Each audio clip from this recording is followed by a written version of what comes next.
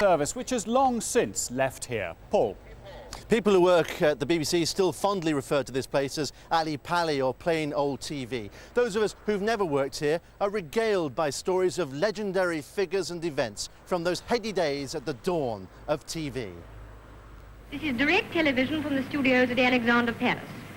And now you're going to see and hear someone you know well. Looking at you from out of the... Bryce McCrurick started a long BBC career on the original equipment here and ended it as the director of BBC Engineering. Oh, it's very sad, isn't it? I mean, this is steeped in the history of television. And now just look at it. It's in a bad way. It's a pity it couldn't have been set up as an exhibition. We've got a camera here. This is the kind of camera that was actually used in 1936. There's no viewfinder on the side, so the cameraman actually had to look along the side here. Had to guess what he was filming. Yes, and you were always trying to get a better picture, more sensitivity out of it. And it was found that if you had a small bulb inside, that it increased the sensitivity. The small bulb, however, used to show a reflection of the filament on the mosaic. That's the bit inside where the picture actually is focused onto.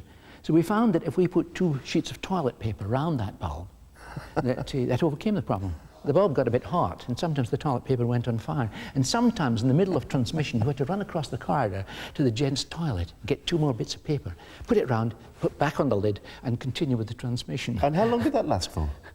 That was like that until the studios came out of commission in 1954. Today's studio equipment is more reliable. But even in the most advanced studio in the world, Television Centre 7, the home of breakfast news, the layout is as the pioneers first had it in Alexandra Palace all those years ago. It's how we work on location, which seems to be moving on quickly. This is the state-of-the-art stuff that we're just starting to use, a digital camera. A brand new satellite telephone that can communicate from anywhere on Earth. And then this is the very clever box of tricks. Using this and just that satellite phone, we can now start feeding pictures from anywhere on Earth. I mean, when you were back on the very early days of telly, did you imagine that this was the way telly was going to go? How did you think it would go? Well, this piece of equipment here, we had something rather similar to that, you know, in 1959. It was called cable film.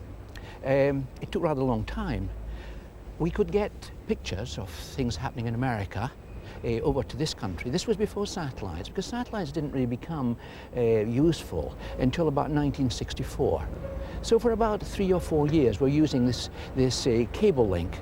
The only problem was, to actually get 1 minute of material, it actually took 100 minutes. So it was a very slow process. So what did you think would be the future? I mean, you couldn't foresee this because you didn't know the chip would be invented. No, that's right, no. We saw that cameras would become more sensitive, that would become lighter, but I don't think any of us really thought it would come down to that size. Quite something. Yeah.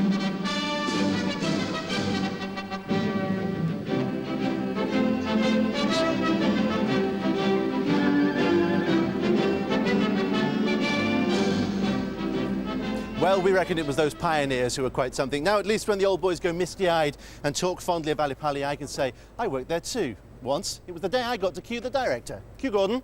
And cue Andrew. Well, thank you very much indeed.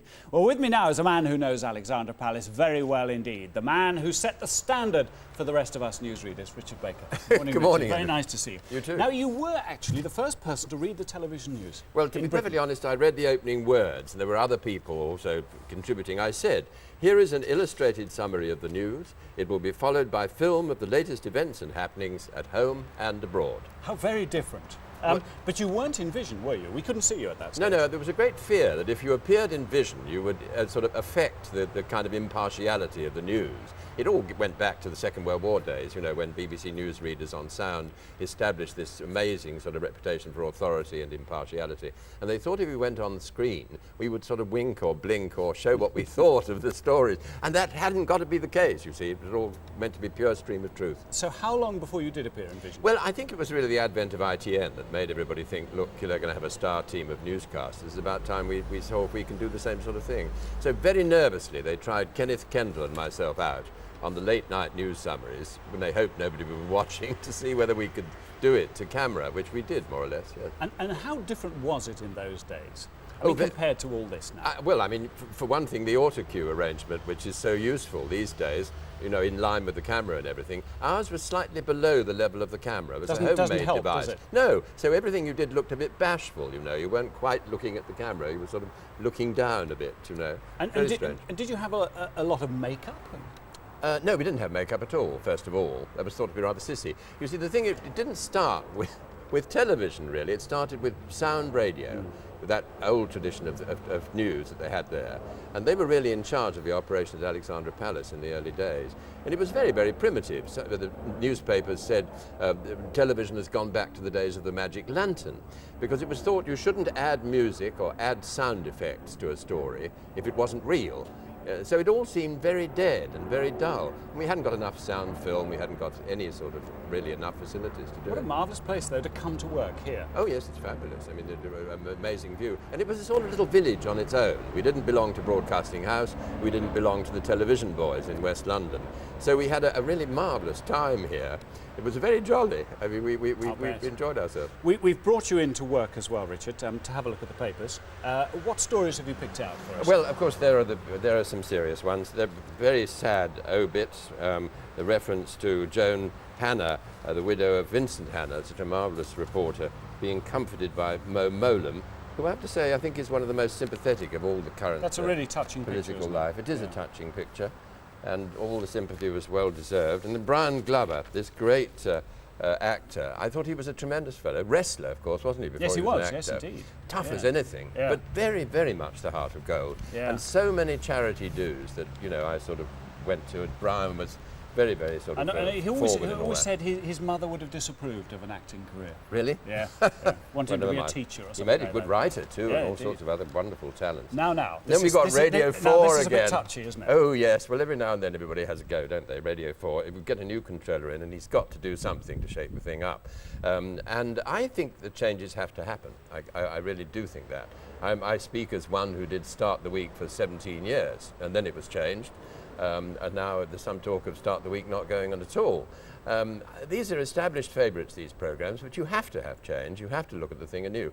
The thing I would be very sorry about is if the sort of central constituency of the much maligned middle class was forgotten. I think it's a very important thing in broadcasting. But can we take it you won't be marching on Broadcasting House?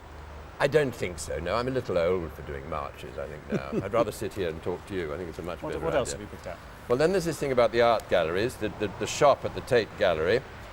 The idea, you know, that people are so obsessed with the goods that are on show in the shops, they probably don't look at the exhibition at all. I've known that happen.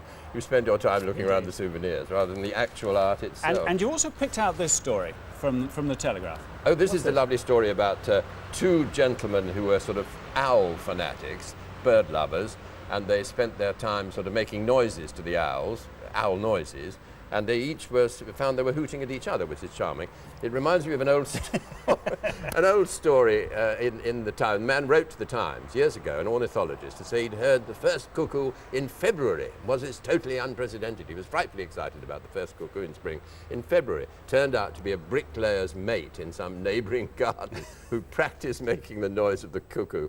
And he was livid with rage. Wrote to the Times again and said, I was totally deceived at the matter of this cuckoo. Quite right too. Ridiculous. Richard, it's been a delight talking to you. Nice to see you back here at Alexandra Palace. But before we say goodbye to you, our archives have turned up a little piece of musical and television history being made. A sort of Pete and Dud, Ali Pali style. Yeah.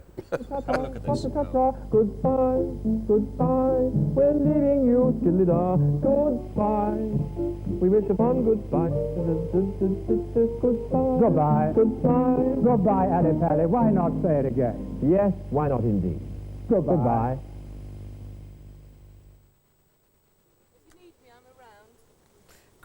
Great piece of history there. Well, as we've been trying to show over the last 2 hours, London is big, so big that many people here often seem to think of it as two cities, one north and one south of the river. And with the kind of rivalry that you see between Manchester, Liverpool, Edinburgh and Glasgow, or Newcastle and Sunderland. Well, we asked two residents to take us round their London, north and south of the river.